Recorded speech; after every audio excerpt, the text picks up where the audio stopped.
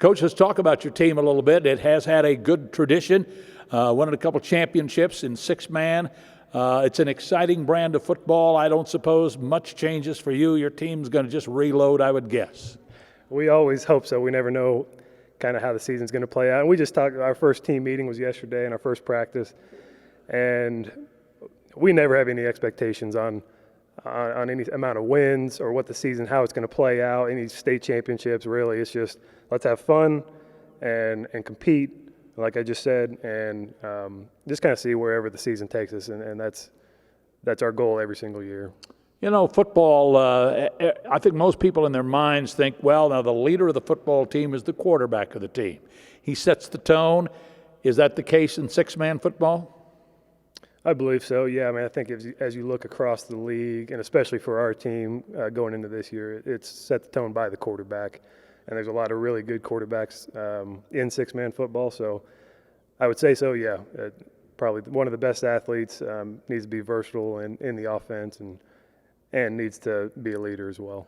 Speaking of leaders, for you, who are the leaders? It will be Jace Mackley. He's our quarterback. He's been starting quarterback since his sophomore year, played as a freshman in the backfield. He is one of 3 seniors, but one is brand new to the team, and the other one has had limited experience. So offensively and defensively, we'll rely on Jace. I believe he's one of the best quarterbacks in Western Kansas as far as his versatility, just accurate. He does not miss a lot of passes. So that the threat of him able to make every throw on the field, it puts a lot of pressures on defenses and to cover every corner of the field. And so we'll rely on him. We have a couple really good young players, sophomores and juniors, that have played a lot of football for us. Dalton Mackley is one of them. That's Jace's little brother. He'll be a sophomore. Mac Purvis was an all-state receiver last year. He'll be a junior. Zach Shem will be a junior, has played quite a bit. So those guys who've played a lot will be leaders. And we got a fair amount of kids who either haven't played before or kind of, young freshmen. And so they just got to, those guys that I mentioned really have to take the team and keep them moving every day. We had the privilege of broadcasting the first ever six-man all-star game back this summer. First of all, is your experience there, what was that like for you?